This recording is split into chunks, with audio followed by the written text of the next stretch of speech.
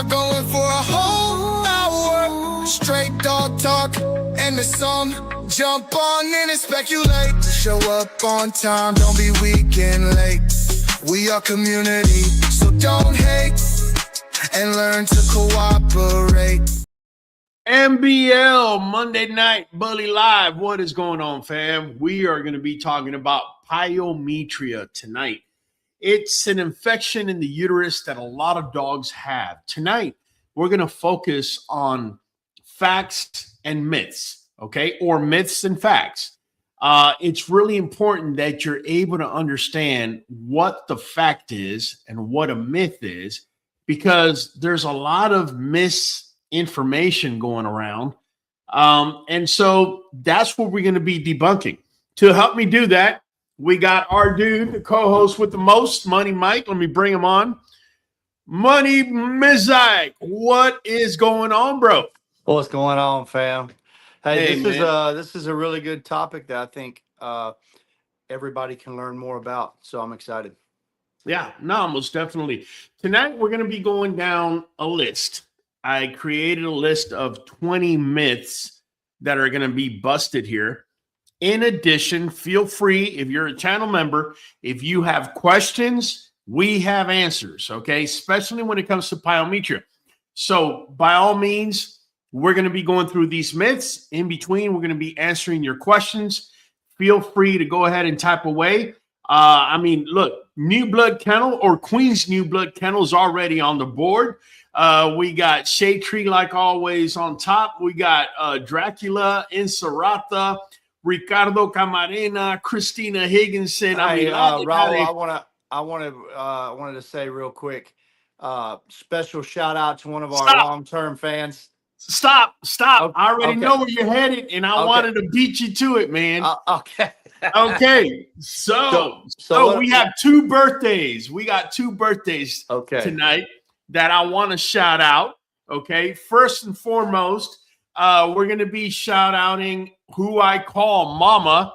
And yes, and she is none other than Adam Fields' mom. And over here, she appears as Miss Fredia Scrivy. Happy birthday. Happy birthday, Mama. We love you. That's right. And there's... Pues claro que sí, cabrón. Pues claro que sí, cabrón.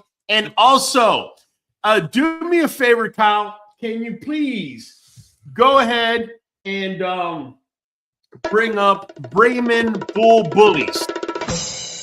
Bring up Bremen Bull Bullies. Go on Facebook. Bring up Brahman, Brahm. Okay, Brahman Bull Bullies. His little girl. It's her birthday. I want to shout her out, and I want the whole world to see what happiness is wrapped up in a little girl, man. Nothing but love, man. Yeah, so as soon as Kyle picks that up, we're throwing it out there. Is that what you were gonna say, Mike?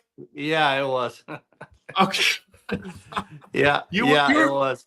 I had to beat you to it, man. You got two ahead of me. I just wanted to give a shout out to her, man. You know, she's been on the show. She's been here since I've been here. So yeah, it's a very happy birthday to her, and much love for sure. Yes, absolutely. Kyle's doing it in the back. He'll be bringing it up here in a second. Guys, Pyometra is a very serious thing. I've said it here 100 times. Pyo means pus. Metra means uterus. Hold on. Oh. There it is. Look at that.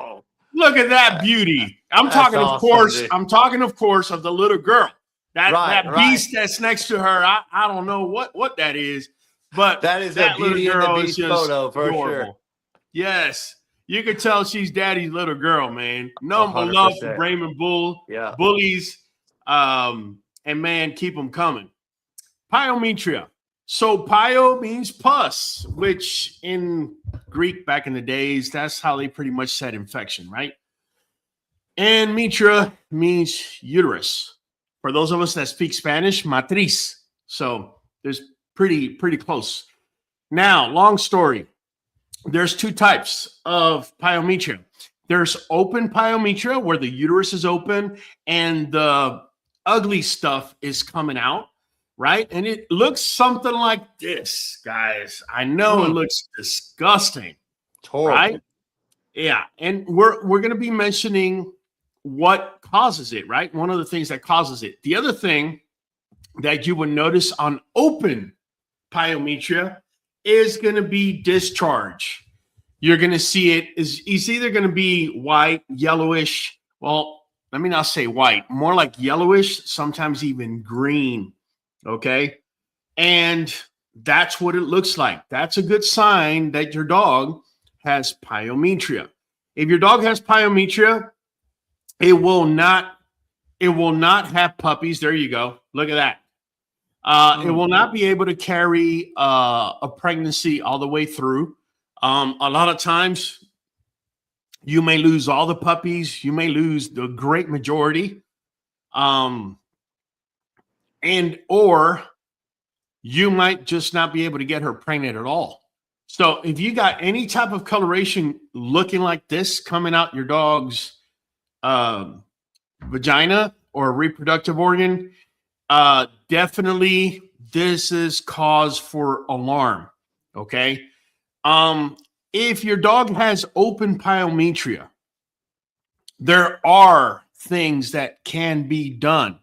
Not in every instance. Sometimes the infection is so prevalent that the only option you truly have, is to spay. However, the default answer for vets that are non-reproductive vets, 9 times out of 10, all they're going to say is, what, Mike? You should do what? Yeah, you should spay and neuter. That's what they're going to say. That's the first thing that's going to blare out their mouth.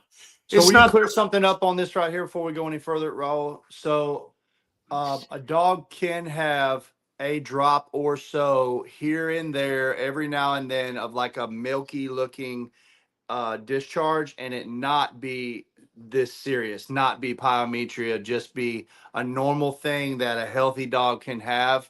But when it's pussy and snotty, smelly, and smelly and looking more like the second picture there, I just wanted to say that because the first picture, that one little speck, sometimes the dog can be perfectly all right, and you may see something that kind of looks like that right after a dog pees or something like that. Don't be highly alarmed. That's not what this is. But when you have that snotty, smelly, see, like you might see something like that and go, oh my God, I've seen that on my dog. Well, you can see that, and it'd be just a milky discharge that happens after they pee sometimes on a female. But if it's like the second picture, it is to be alarmed. It should not be. I don't know, Mike. If I see this one day, it might not be the end of the world. If I'm seeing it 3-4 days in a row, yeah, that's what I wanted to clear up, because I have had a female show that like every now and then, one time after she pees, like a milky drop at the end of a urination. Mm-hmm. but not regularly, and not 2 days in a row or 2 pees in a row or none of that, just every now and then. And I don't think it's quite that thick either. It's just a little milky looking, not quite. Y'all gonna have to excuse me on that. I have my alarm set. Not quite as dense of a pus looking like that. All right, we got new blood saying oldest family, American Bully Bella, had pyometra. She unfortunately had to be put to sleep. Family unfortunately couldn't cover it. Here's the thing, guys. Pyometra, believe it or not, we're about to go through the list here in a second, but I just want to tell you guys this. I get that pyometra has to do with an infection in the uterus. The word itself, pyo, infection, metria, uterus, right? Infection in the uterus. However, that's the result of something that happened previously. Right. And what happens previously is a hormonal shift in your female dog. Now, there's also something else that is happening. So, every time a female dog goes through a heat cycle and does not get impregnated, okay, the lining of the uterus can thicken. This is important because when it thickens, okay, it increases the probability of infection happening, because now the fluid is not moving as liquidy per se as it normally would on its way out. to where you're able to see something like that. So you can imagine if the pus is not able to make its way out and all this stuff is just stuck up in there, then the infection is only going to become more and more. It's going to become bigger and bigger, right? Closed pyometria is an emergency. I'm not a veterinarian. Me personally, if I am told, there you go, you can see some secretions coming out of there. If I was to be told that I have a female that's got closed pyometria, more likely than not, what I'm going to do is I'm going to go right ahead and spay her. That's what I would do with closed pyometria, because if you don't, pretty much she could lose her. She could lose her life, essentially, and forget about breeding her down the line if she had closed pyometria. So for me, it's a no-brainer. I'm going to go ahead and spay. If it's open pyometria, I may. Okay, I may. This is what pyometria looks like on the inside. Okay, that's what it looks like on the inside. On the right-hand side, you have the infected womb. On the left side, you have a healthy womb. Okay, you could see in this one, okay, it is and is showing discharge as the pus is making its way all the way down. If it wasn't able to make its way down, obviously the infection is just going to grow and grow to the point where you get a rupture. And once you get a rupture, you can pretty much lose the dog to sepsis, which means a systemic infection. Okay. So with all that being said, let me start taking you guys to myths and facts. And so, you know what, Mike and people out in the audience, feel free to respond to the myth that I'm going to throw at you. In fact, I'm not going to let you know if I'm throwing a myth or a fact. Okay. That way it'll keep you guessing. All right. So I'm going to ask you, Mike, pyometria, would you agree or disagree with this? Pyometria only happens in older females. Is that true or false? I would say false. It is. Fact, pyometria can occur in any intact female even after the first heat. Okay. Now, notice it's very key, even after the first heat, because pyometria will happen between 2 weeks to 8 weeks after the female came in heat. You got to realize the cervix is usually closed. It's not going to open until the female comes in heat. And it is at that time, within 2 to 8 weeks, that the female can show signs of having pyometria. Okay. This is, okay, some people said false. Nacho Line, D. Taylor said myth. Absolutely. Let me see. Yeah. So that's absolutely right. You can have a female in her very first heat come up with pyometria. Okay. Now, the main culprit, one of the main culprits to pyometria is E. coli, right? And we know E. coli is directly linked to feces, right? If you look at it from a mechanical standpoint, dog's anus is right above the vagina. So all it takes is a little zig when she should have zagged, and all of a sudden we have a little dab or a little something of E. coli. Usually that's the main culprit. There could be others. I'm not disregarding them, but I'm saying 9 times out of 10, 8 or 9 times out of 10, it's going to be E. coli.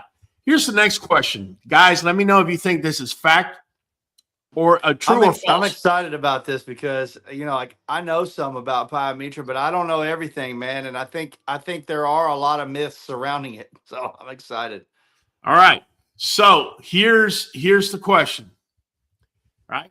Dogs with pyometria, okay, and I'm even going to show a picture. Dogs with pyometria will always show a discharge. Before you answer, Mike, let's give them a second. I love to see if they agree, if this is true or false. If a female dog has pyometria, you're always going to see a discharge. Detailer is saying false. Okay. A detailer. Okay. And not just detailer. We got now Omaida is saying false, false, nope, and false. Ricardo Camarena and Jack Scrunk as well. And that's, well, Mike, I was going to answer, but I'm going to give you a chance. Do you think that's true or false? Well, I think it can be false. I think it can be true because if you know, it could be early enough on where it hasn't reached that point. And then if the cervix is swollen shut, I guess maybe it could prevent the right kind of discharge. Well, you're kind of contradicting yourself. Right. So if it's closed pyometria, are you going to have discharge? No. Okay, so then the answer is false. Right. Only if it's open pyometria. Correct. That is correct. So everyone that said false is right. If you're seeing a discharge coming out of your dog, then we're looking at open pyometria. Oh, at open pyometria. Yeah. If it's closed pyometria, more than likely what you're going to start seeing is your dog starting to get swollen. Kyle, do me a favor. Look up a picture of swollen pyometria, signs and symptoms on a dog. I think a lot of the misconception comes out of that right there, like what we just said. I don't know that it's common knowledge that there's open and closed pyometria. Well, that's what we're here for tonight, bro. I know. I think you're going to see people just hear pyometria. They don't know that right. There's both. It's just a blanket term. If it's closed pyometria, you're going to see the abdomen swell up a bit. The dog's going to have some lethargy. You may even start seeing some shaking every now and then. No, not that. Give me a dog, just a regular dog with a swollen abdomen so people can have an idea. Yeah, go to images. Let's see if we can find a better image. It'll be around the tuck area. Yeah. It's going to be around the tuck. Okay, let me take this down while you're looking for that. So, yeah. So basically you're going to see some lethargy in your dog. If you put a thermometer, you might even get a fever.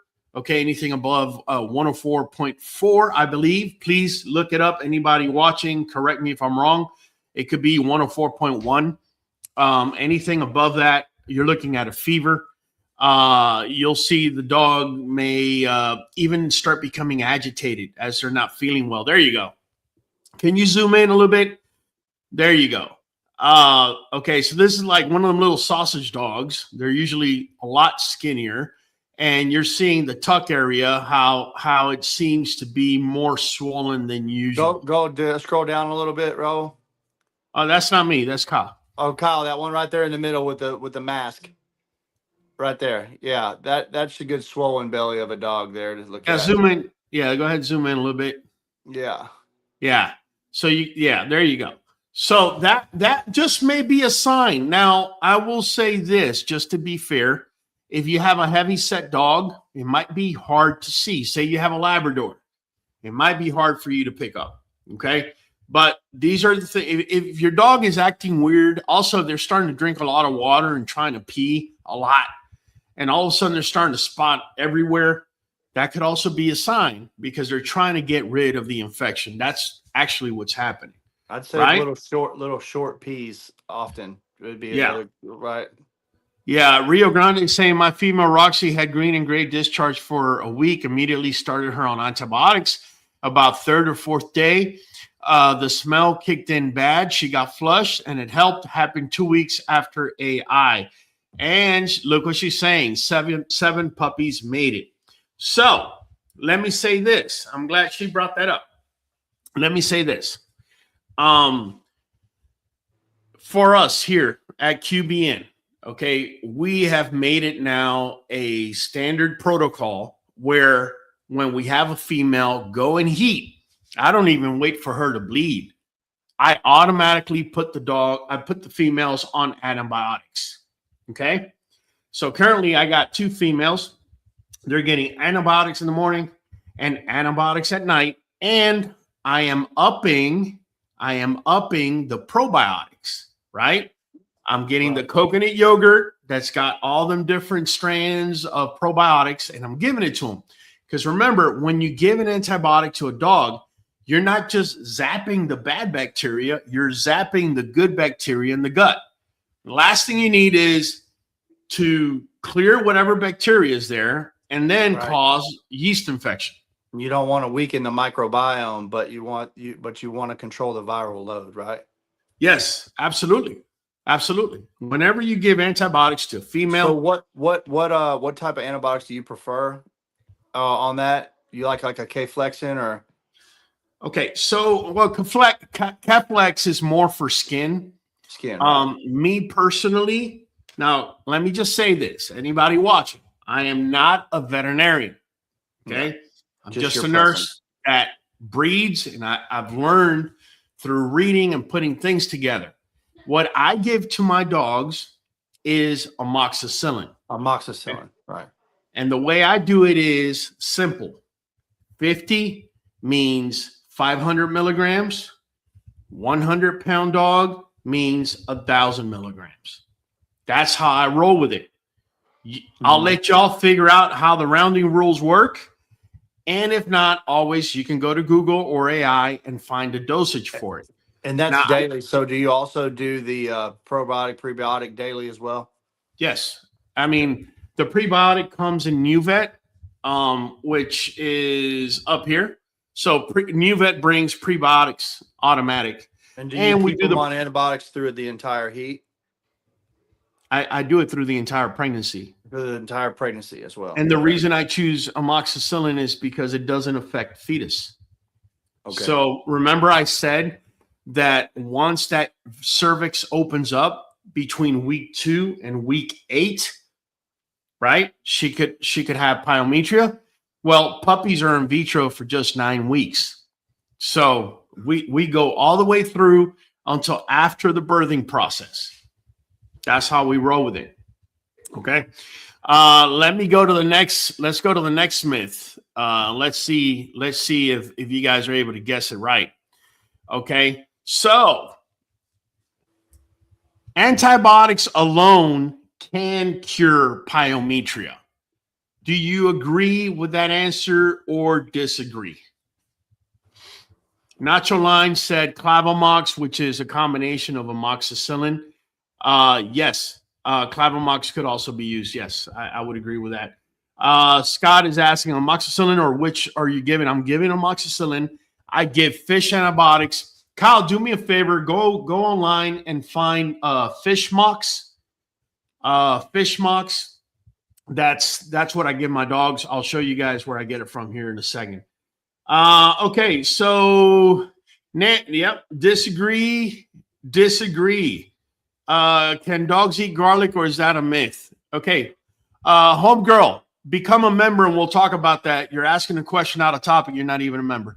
So, Michael, do you agree with the statement that antibiotics alone can cure pyometra? No. Okay. By the way, that is exactly what I'm giving to my dogs right there.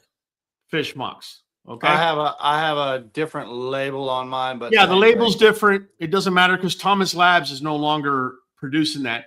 But that's pretty much it right there. Fish antibiotic. And tell them how you do it, Raul, because you have to administer it to the dog different than you would think. Yes, because this antibiotic was made for fish, it is water soluble, right? So whoever owns fish, all you do is either open the capsule and let everything pour in, or just throw the capsule in there, it'll disintegrate. So if you were to give that directly to your dog, what'll happen is once it gets to the stomach, the capsule disintegrates, right? And it destroys the antibiotic and the dog's not able to consume it. So the way we get around it is we melt cheese and we make a little spaceship, like when you're feeding a 3-year-old, right? We melt cheese, we put the antibiotic on top of the cheese, and then we just cover it up like a little spaceship. Let it cool. We give it to the dogs and they love it, right? And it's able to make it through because it has to be covered by a layer of fat, which is the cheese, which is going to allow it to make it through the stomach into the small intestine where it can be absorbed. Good question, Mike. Thank you for asking. So everyone is saying that they disagree. Do you agree or disagree with antibiotics alone clearing pyometra? Yeah, I don't agree with that either. Okay. So the response is no. Okay. No. Unfortunately, when you go to a vet, they're also going to say no, but they're going to say no for other reasons, in my opinion, because number one is true, but it also makes for business, right? Because they'll try one antibiotic, and if that didn't do it, then we'll try another, and keep dragging it on. But yes, antibiotics alone, more likely than not, when you have a full-blown case of pyometra, it's not going to cure it.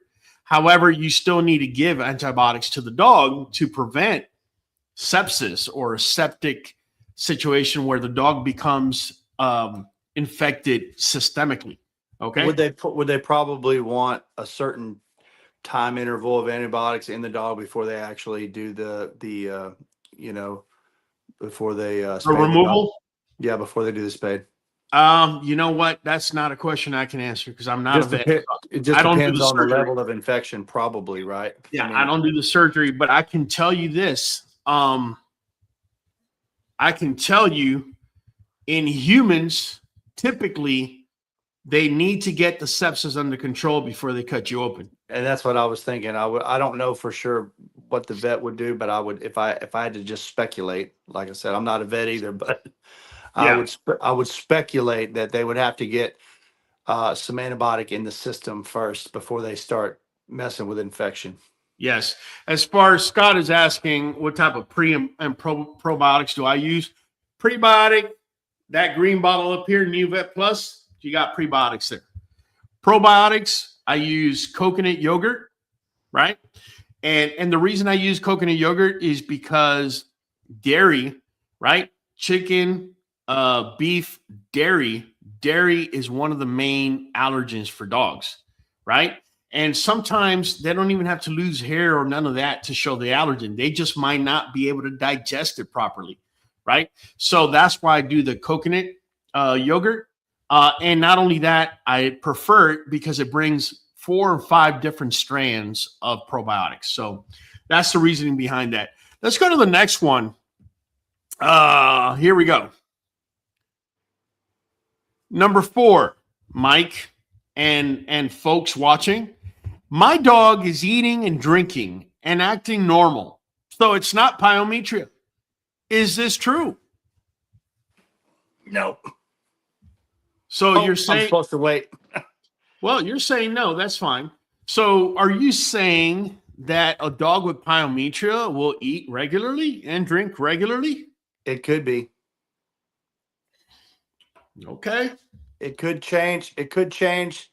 I mean, you could tell by a change in appetite and how much water they're drinking, but I wouldn't hang my hat on it. I wouldn't. Okay. You know, it could be misleading, I would think. Maybe not. Let me give you the answer. Okay. Yeah. Detailer saying gray area. And detailer, you hit it on the head. There's a little bit of gray area because here's the whys to it. So early pyometria may show very mild signs. The dog may still be eating normal and drinking normal.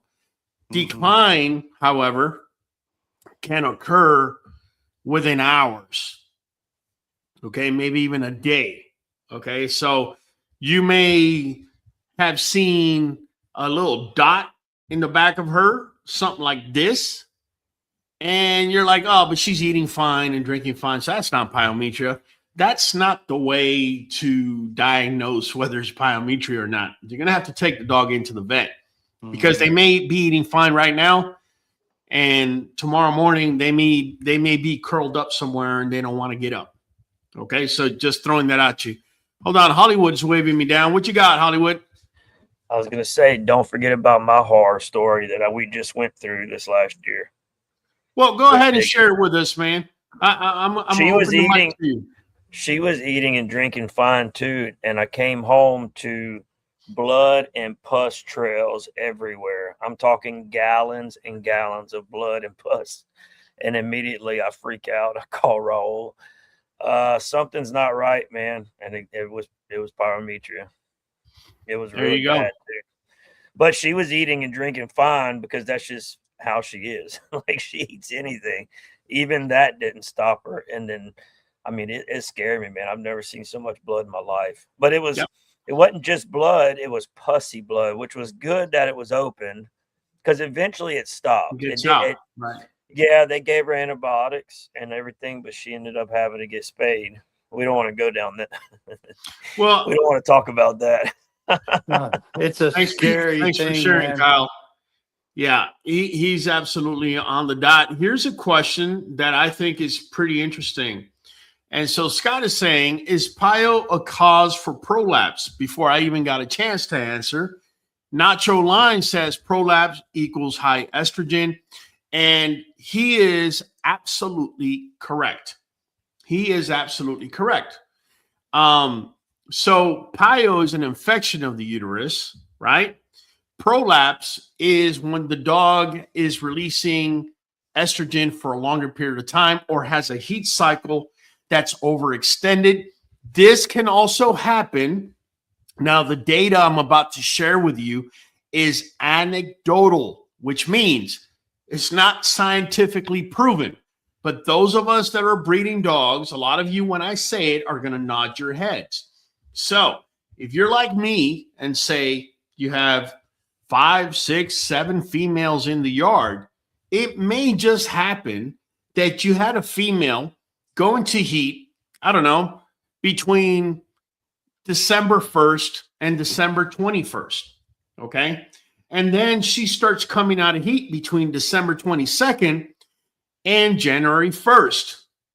But then you have another female that decided, you know what? Now all of a sudden, I'm going to go into heat. And so does another female. Now this female that just came out of heat will be sniffing the urine and the estrogen in the air that these other two girls are going to be putting out, okay? And it might either trigger another cycle to come in faster, or it might also trigger for her current cycle to elongate.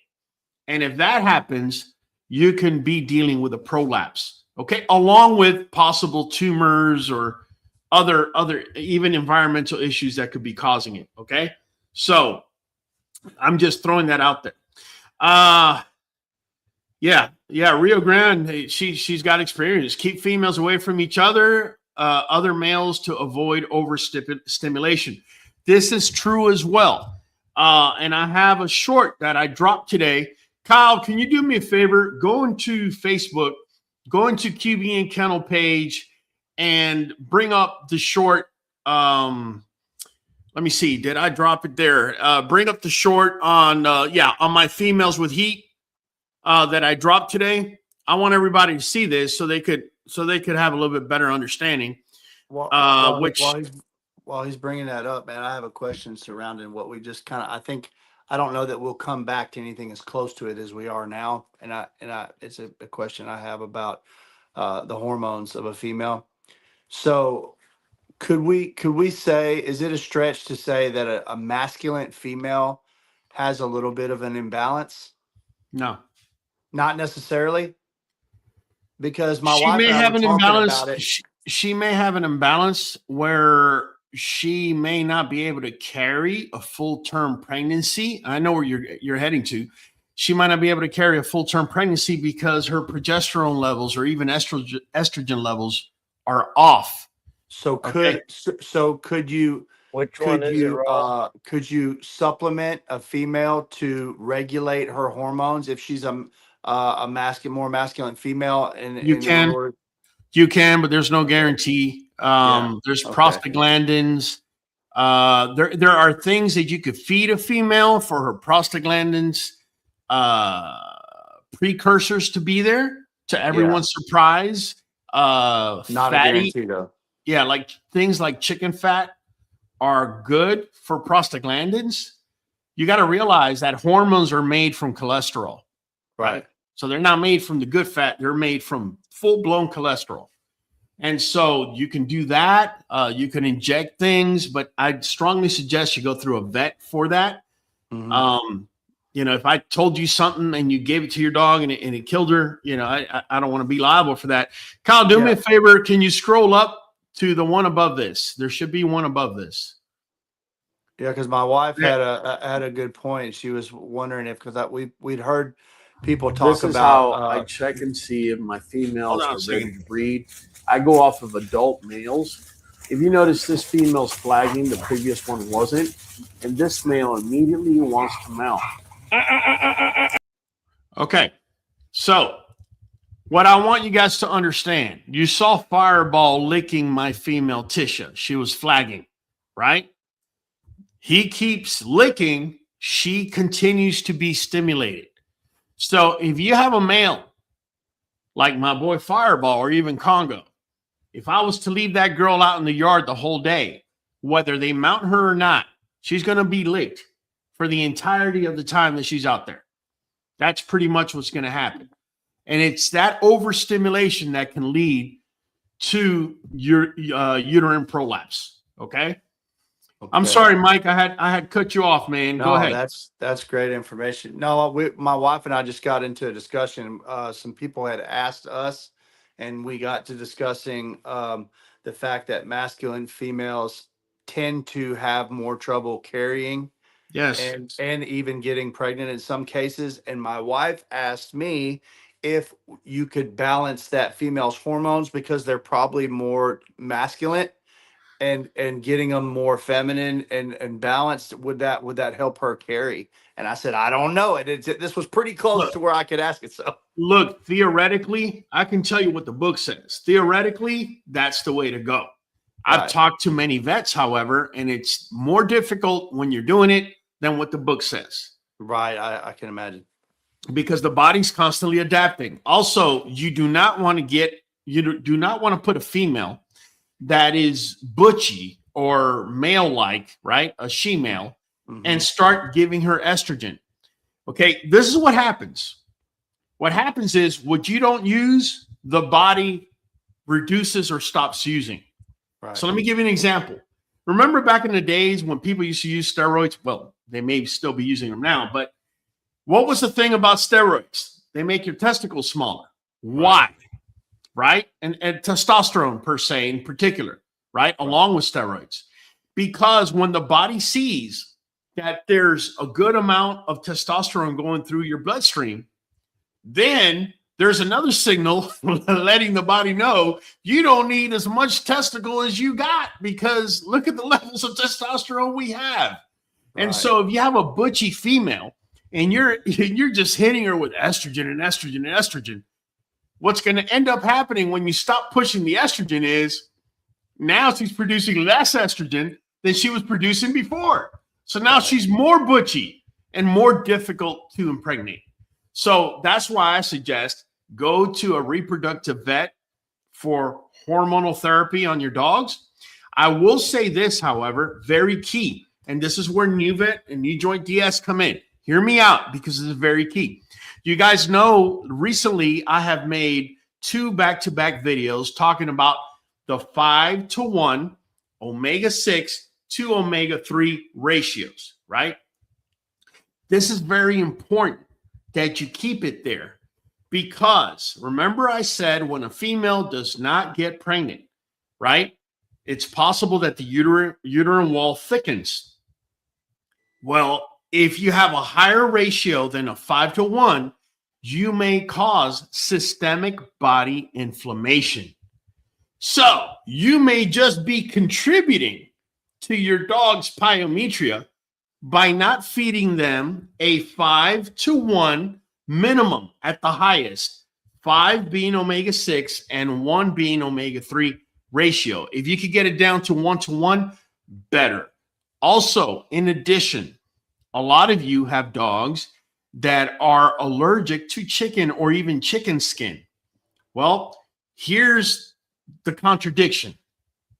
The body uses cholesterol to make hormones. The female, in order for her to contract her uterus, which is very important, without her being pregnant, okay?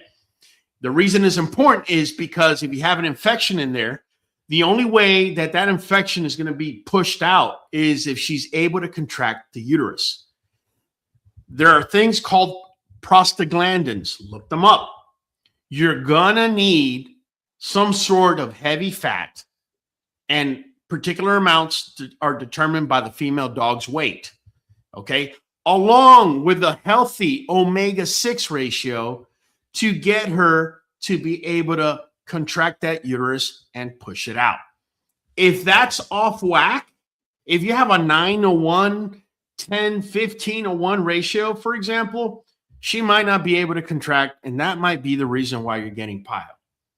Just throwing that out there, okay? It could also it could also affect the fertility too, right? If the ratio is off too far. Because it can, once you have systemic inflammation, it affects everything, bro. It affects it all. It affects the heart, affects the brain, affects the ovaries. The body ovaries. goes into panic mode trying to fix the inflammation, and so a lot of extra things don't get done.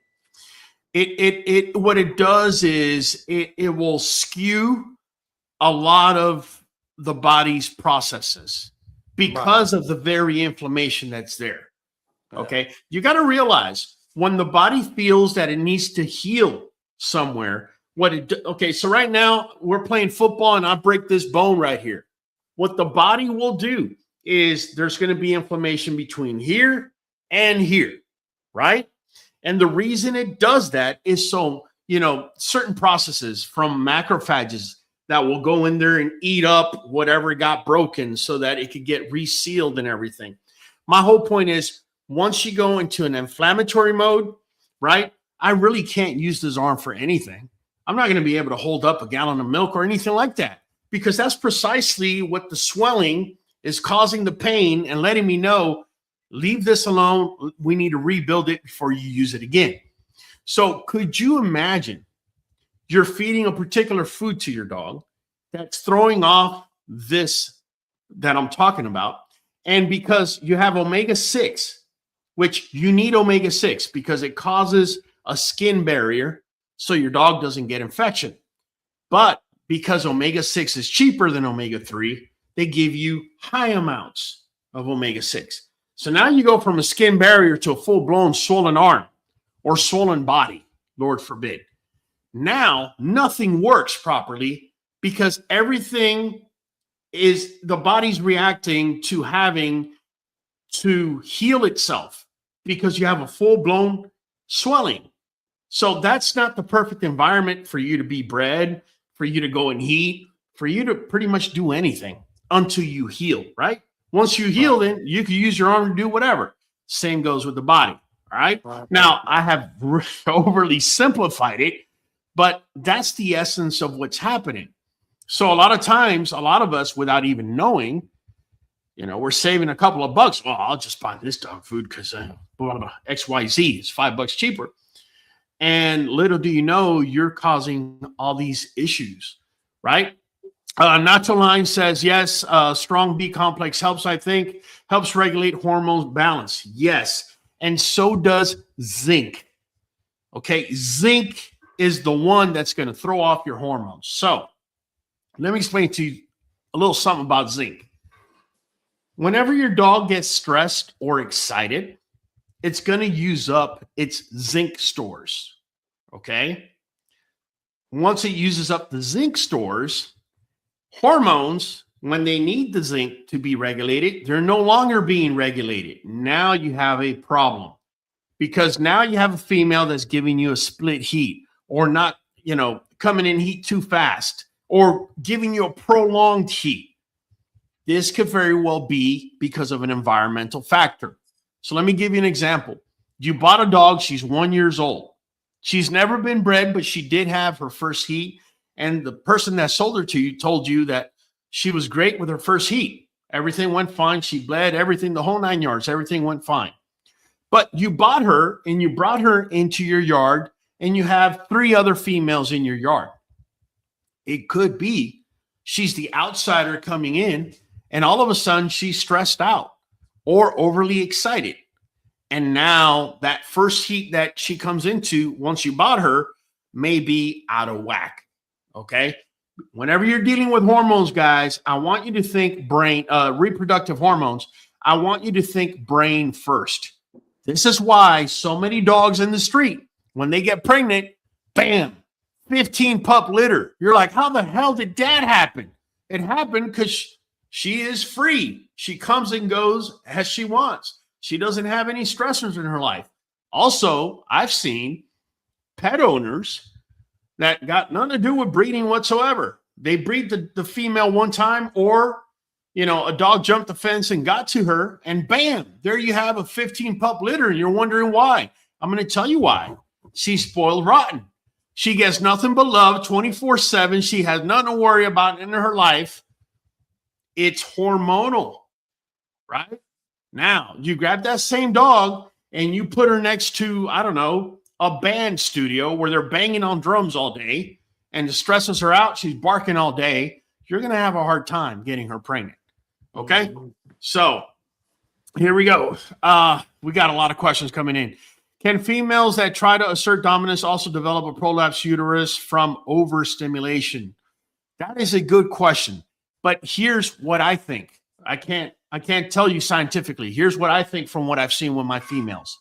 When my females are asserting dominance and they'll hump, they're not in heat. They don't necessarily have to be in heat. So I don't see where they're going to develop a prolapse because of that. Now, if both females are in heat, I will not allow either female to try and hump on the other one, because that will cause stimulation to one or both females, if that makes any sense. Okay. Nacho line, swelling is protection. Absolutely. Let's see. Thoughts on pros and cons of Oxymate prenatal QBN Kennel. Listen, John Duarte, this is my prenatal go-to right here. And I'm going to tell you why right now. I'm going to tell you why right now. And if you got Pyometra, if I were you, I'd be getting Nuvet NuJoint DS as well. Somebody mentioned vitamin B complex, right? Because it helps, and it does. It's already here, vitamin B complex. I mentioned zinc because that's what helps regulate hormones. It's already in here. Not only is it already in there, it is, because this isn't cooked, it is cold pressed, so it's 100% bioavailable, meaning your dog's able to absorb it. Okay, your dog's able to absorb all of it because it's made at human food grade level.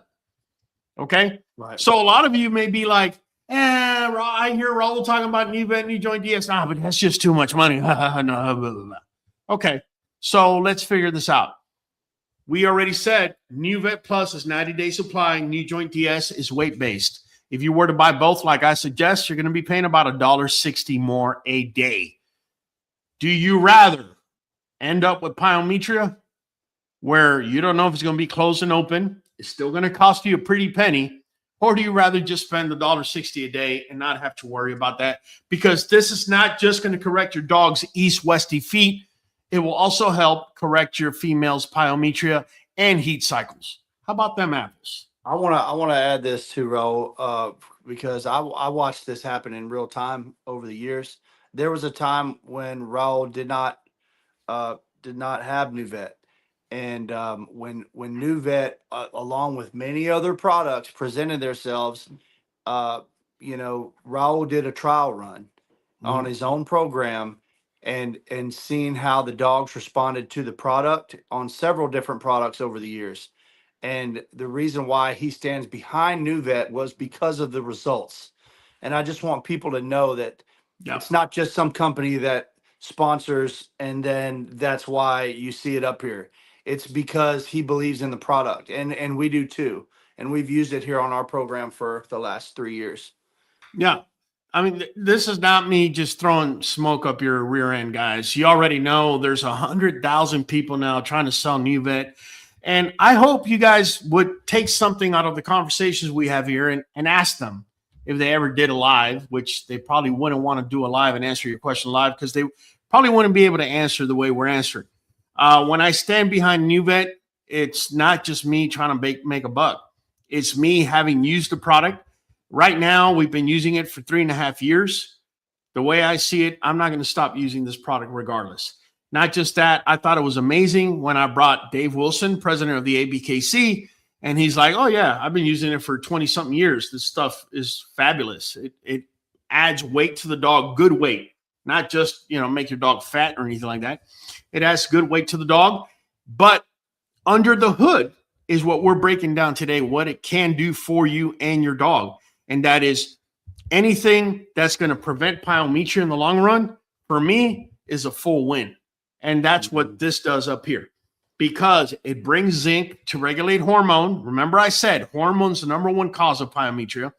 And number two, it's got all the vitamin B complexes that your dog's gonna need, just in case this does come along the way. It could help clear it. All right. I'm not going to say that Nuvet and NuJoint is the only product in the world available that hasn't ever had a recall, but I guarantee it's one of very few, if any. It's never been recalled. He's absolutely right. Over 25 years, hasn't been recalled. Real quick, I like this question by the Bakari. He says, what are the prevention measures that people can take to avoid pyometria? Okay, so I'm going to give you what we do. I'm going to give you my full protocol, and that's because you're watching this live, right? Here we go. I don't know if you've seen my short. It's called Goo from the Q. I'll try to bring it up before we're out of here tonight. Where I use coconut oil, I use turmeric, I use black pepper, I use garlic, and I use ginger. All of them together. And I feed it to my dogs. Why am I feeding this to my dogs? For a variety of reasons. First of all, turmeric, right, is antibacterial, antiviral, antifungal. Garlic, antibacterial, antiviral, antifungal. Ginger is an anti-inflammatory. So is turmeric. So is garlic. Okay. Now the black pepper is there, so you could take up as much of the turmeric. Take up 20 times of the amount of turmeric that you're taking in. That's the reason for the black garlic. The amount of black garlic that we put in there is very minimal. I've had a lot of people write to me. Black pepper. Oh, I said black garlic. My apologies. Black pepper. The amounts that we use of black pepper is very minimal. I've had people write to me, oh, but black pepper, it says on Google, it disrupts their digest. We use very little, just enough for them to take in. Yeah, for them to be able to absorb as much turmeric, which is the magic stuff that's in there, right? Very little, not much at all, just a little bitty pinch. Correct. And we use the coconut oil as the medium that's getting it in. And not only that, coconut oil is going to be great for your dog's skin. Oh, did I mention it has antiviral, antibacterial, and antifungal properties? So that's what we're giving naturally every day, regardless. We're just hitting that every single day to our dogs, because whether it's for pyo or skin, they scrape themselves, they got cut with a stick, whatever the case may be. The stuff that I just mentioned, Goo from the Q, not only do I give it to them for them to eat, I could also put it on there. If they lick it, it's completely natural. It's not going to affect them in any way, right? So that's number one. That's what I do. That's my maintenance. Now, my protocol is we're going to continue this maintenance. The minute I see or think you're coming in heat, we're going to put you, say, for example, my girl, Sunshine, right? Let me bring her up here real quick. Here she is, Champion Sunshine, right? So Sunshine decided that she's going to go in heat, right? We just showed her to you in the video. So right now she's closer to 50 pounds than she is to 100 pounds. So what I do for her, or what I did for her, is I gave her 1,000 milligrams. Hear me out. 2 500 milligram capsules. When I started, that's only for the first dosage. After that, it's 500 milligrams every 12 hours or twice a day, however you want to do it, right? So that's how we roll with it. We're going to continue this all the way through until after she's had the puppies, okay? I'm going to continue this through all the way until I take the puppies off of her. That's what I am going to do, okay? Don't ask me for dosage. Don't ask me if you have a 3-legged dog or a dog with 2 tails, if you got to give more or less. I'm not a veterinarian. I can't sit here and tell you what to medicate your dog. I'm only letting you know what I'm doing for my dog, okay? So just throwing that out there. All right, let's see. We got ourselves a new member, Kyle. Get it ready, man, for Martin Garcia. Pues claro que sí, cabrón. Claro que sí, cabrón. Martin Garcia. Nothing but love, man. We do this every Monday at 8 p.CST, and we're answering questions, man. So if you got questions, we got answers. Talking about questions, let's go to the next one here. By the way, we've only done 4. So tell you what, Mike, I only got about 5 minutes here, and I got to go through 16 of them. All right. Let's roll.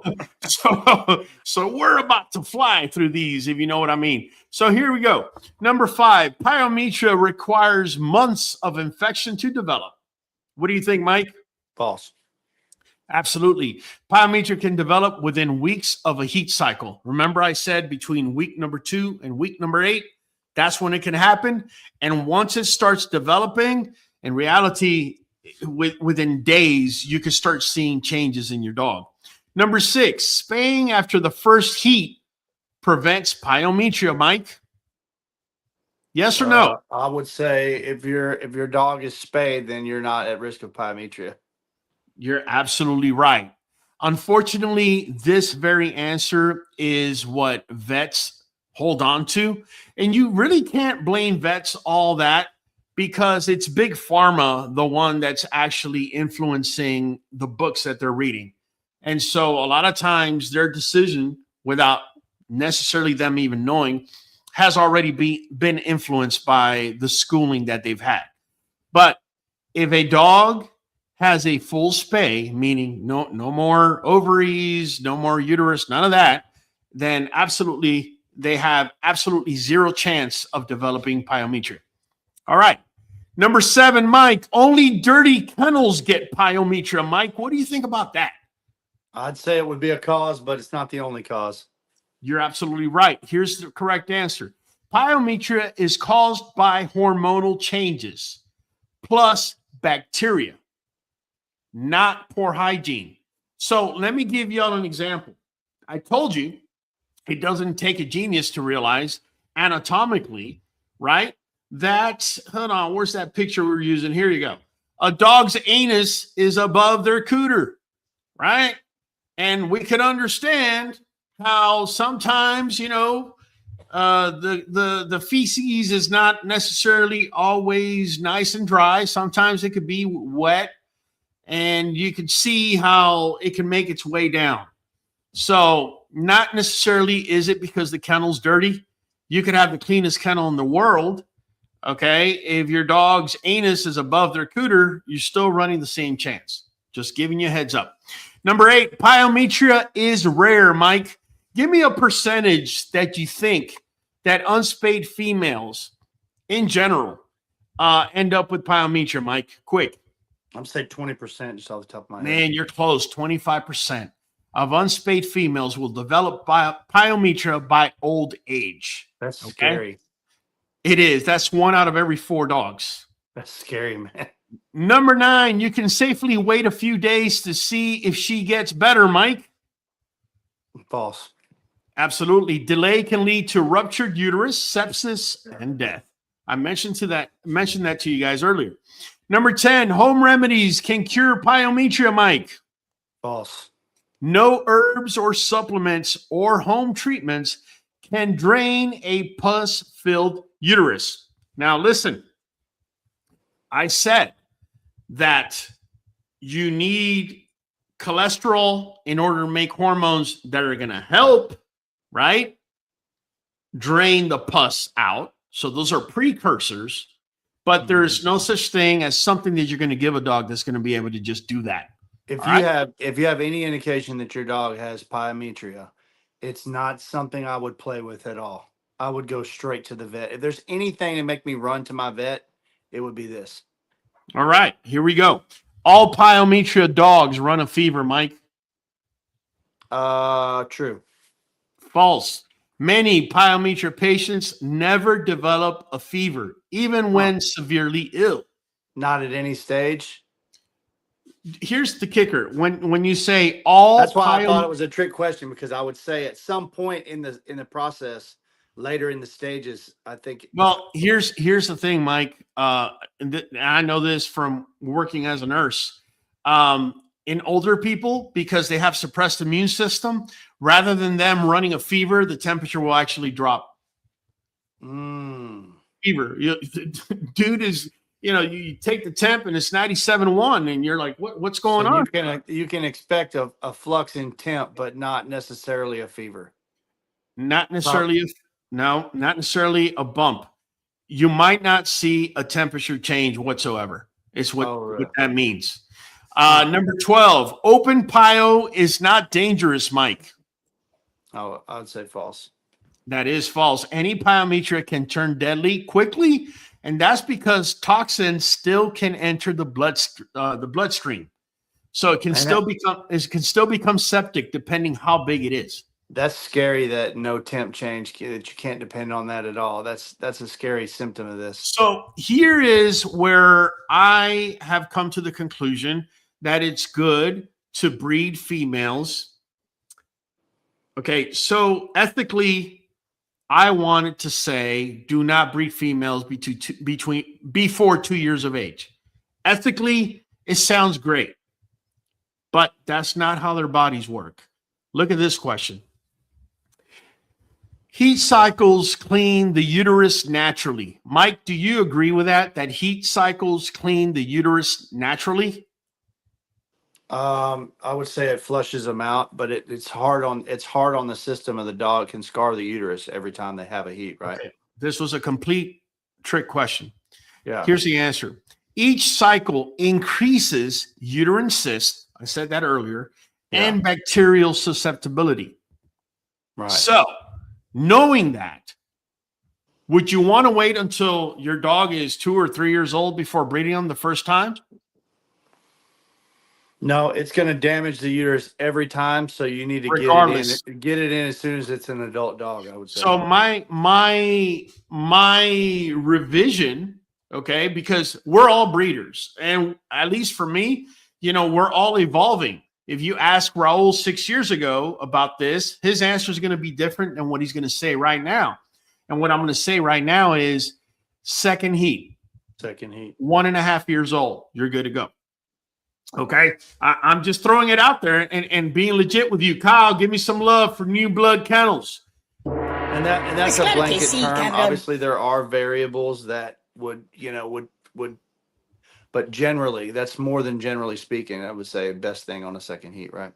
Yeah. I would try the second heat. If I didn't get it, then try it the third. But here's the truth. What I found after the second heat, if they don't get pregnant, that uterus lining thickens with every passing heat. However, a lot of breeders, anecdotal, which means not scientific, will tell you, once the bitch has a litter, it becomes more difficult for them to ever develop Pyometra, right? And I believe in that anecdotal information they're saying because I've never had a female that got pregnant that afterwards ever developed Pyo. After having a litter before? Never. Huh. That's the first I ever heard that. Yeah. You also got to realize this, man. Out in the wild, wolves, you think wolves are like, oh, wait a minute, we can't touch her. This is her first heat. Now, more likely than not, a female in her first heat in a wolf pack is not going to be the alpha female. That's more than likely. But by the time she's at her second heat, she's in the prime of her life. It's very possible that it can happen. All right. Let's get through these here real quick. 14, you can breed her out of Pyometra risk. Ha. Mike. What was it? You can breed a dog out of Pyometra risk. False. Okay. Breeding does not eliminate risk, and older breeders are at higher risk, or older females being bred are at higher risk. Okay. So this contradicts what I just said, but I did say is anecdotal. This is what older breeders will say, that once a female is bred, it kind of, and the way I think of it is once a female is bred, the thickening of the lining of the uterus may not be as much as prevalent, or also the body has memory. Okay, the body has memory. And if it remembers it had certain levels when it got impregnated before, in my mind, I'm thinking it's going to repeat the same process. Why change anything? Okay. But again, that's completely anecdotal. That's not scientific. I'm calling it like it is. All right. 15. Discharge means she's just in heat. Mike? False. Okay. Pyometra discharge is often thick, yellow, or foul smelling. Not normal. Okay. Thick, yellow, or foul smelling. Number 16. My dog just came out of heat. She's safe from getting pyometra. True or false? False. Pyometra is most common 2 to 8 weeks after the heat cycle. After the heat cycle, yeah. Don't forget that. Number 17. Only unbred females get pyometra, Mike. False. Correct. Pregnancy does not prevent it. Many mothers develop pyo after litter weaning. Now, here's where the book says one thing, and the dude that's been breeding for 10 years is telling you something a little bit different. It's anecdotal. It's not scientific. Okay. But I haven't had a female that's gotten pregnant that has developed pyo. Could it be luck? It could be. But this is where my experience comes in. And this is why I made a change and said, rather than waiting till my dog is 2, because if you miss that heat, the next time you can breed her is when she's 2.5 already. Rather than that, I'm lowering it to about 1.5 years by the time the female's hitting her second heat. All right. Calling it like I see it. Number 18. Surgery is too risky for a sick female, Mike. No, I would say in this case, if she needs surgery, she needs surgery. Agreed. Emergency spay is life-saving and often the only cure. All right. Number 19. Dogs always show belly pain with pyo, Mike. No, I wouldn't hang my hat on it. Many hide pain, lethargy, and drink more. Lethargy and drinking more are the most common clues. If you're seeing the female drinking, right, and you're seeing lethargy, then that's more of a common clue. I won't say all dogs, but I'll say our breed in particularly, and a lot of other breeds are very stoic. They don't really show pain very much at all, unless they're really hurting. So I wouldn't think that'd be a good indication. That's true. Number 20. Once pyo is treated, it will not return, Mike. False. Dogs treated without surgery have 50 to 70% reoccurrence risk within a year. All right. So there you have it. Let me jump in here. I know I think that clears up a lot, man. Because I tell you what, everybody's heard the word, but I don't think everybody knows all those details about it. I'm sure I'm glad we covered it like we did.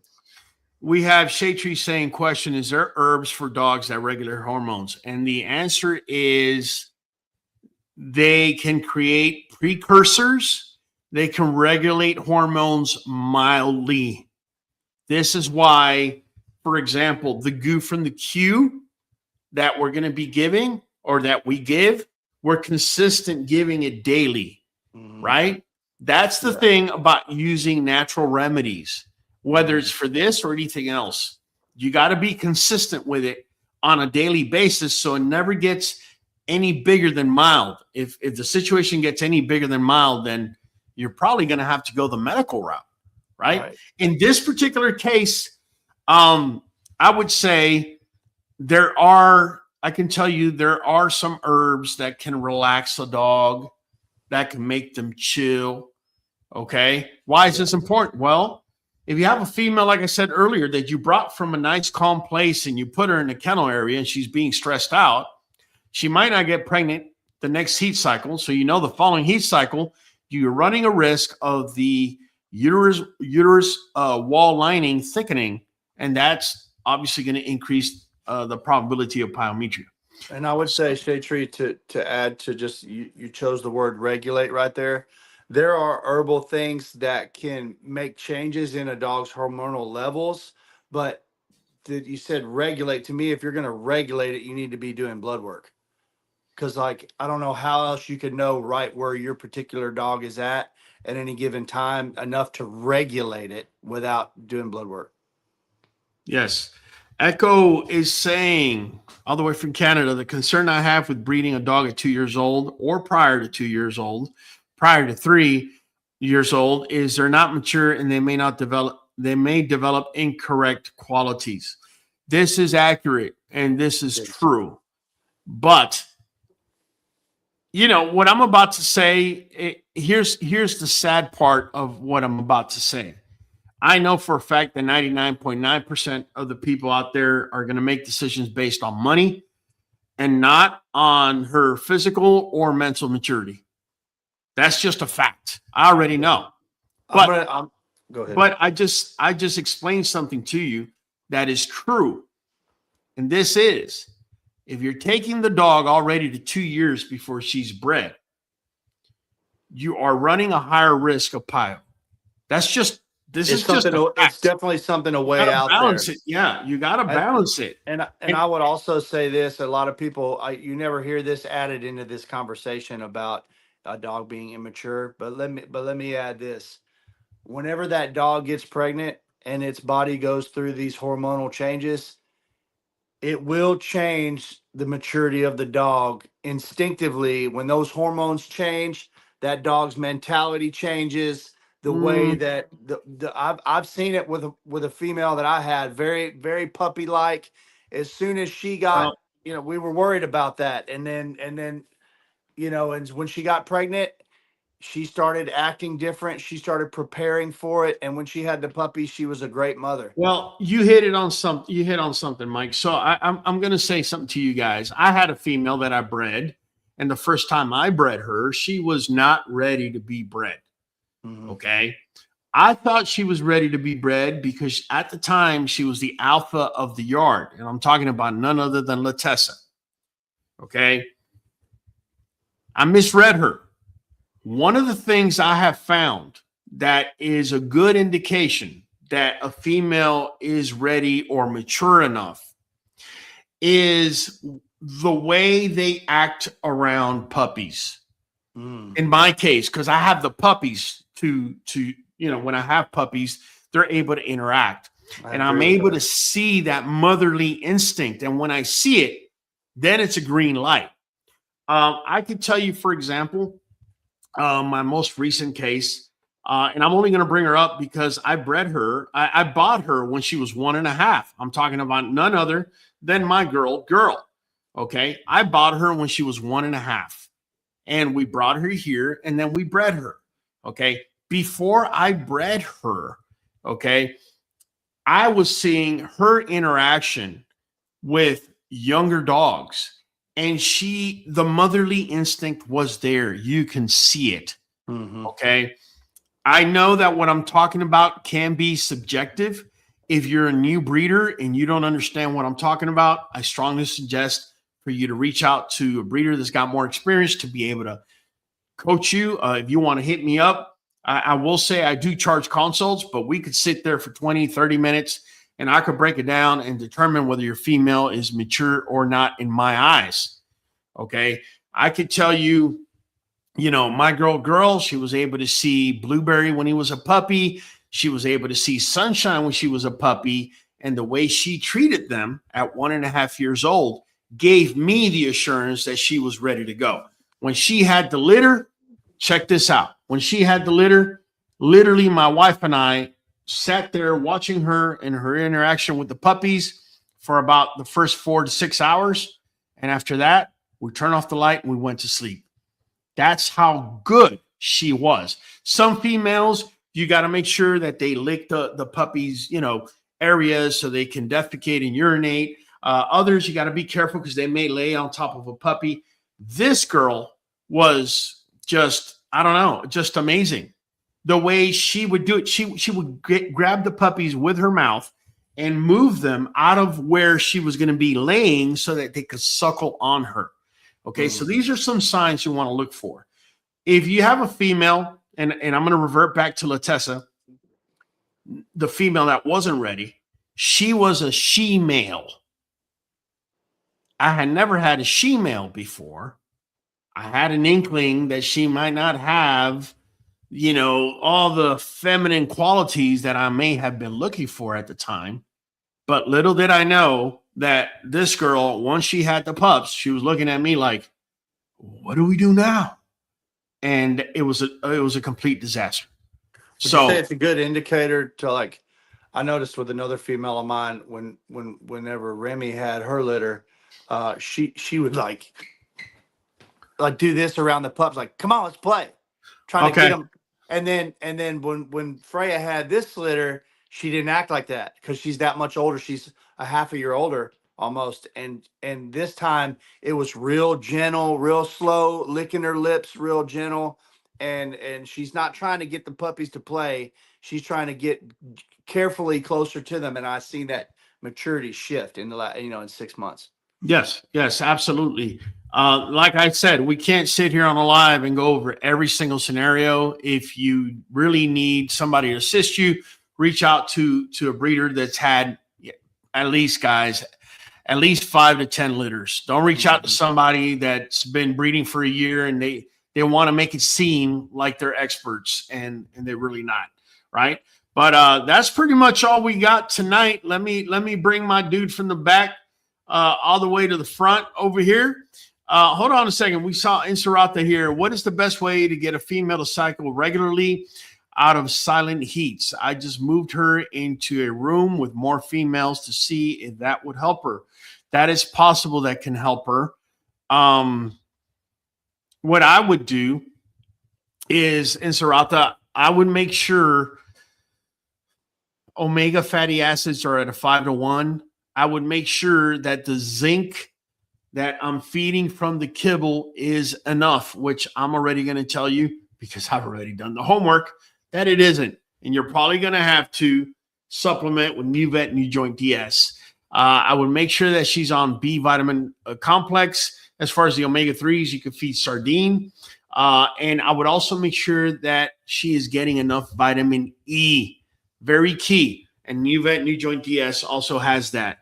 That's very key for reproduction. Yeah, the reason I say that as well. Yeah, the reason I say that is because, yes, it's true that if the hormones are off, the female's either going to go into silent heat or split heats or give you something wacky. But what if it's not environmental and it's not even genetic within the female? What if it's in the feed and you're not supplementing enough? If she's not getting enough calories, if she's not getting enough vitamins, if she's not getting the right minerals like selenium, which she's also going to need, right, which is also a Nuvet NuJoint DS for reproduction, then you may get all this wackiness that we're talking about. All right, let me bring in my dude from the back, Hollywood. What's up, man? What do you think? How do you think the live went tonight, man? Good, bro. A lot of good information tonight. Excellent, man. Well, tell you what, man. Go ahead and start us out, man. It's your boy Hollywood Holland, your boy in the back of the queue. We're catching you on the next one.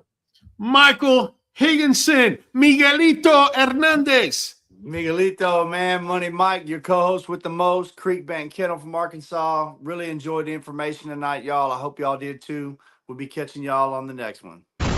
Number love, man. Hey, guys, you know we do this every Monday at 8 p.m. We've already been doing this now for 5 years, man. Time really flies. Either way, I hope you guys were able to learn something. If there was something I left out, make sure to drop it in the comments, not during the live, but after the live. I'll go ahead and answer the first 10 comments that go in there. Either way, we're all from the queue. By the way, you don't want to miss this week's video. I promise you. You don't want to miss it. Make sure to tune in. It's been Raul from the queue. I'll be catching you on the next. We are going for a whole hour. Straight dog talk and the song. Jump on in and speculate. Show up on time. Don't be weak and late. We are community, so don't hate.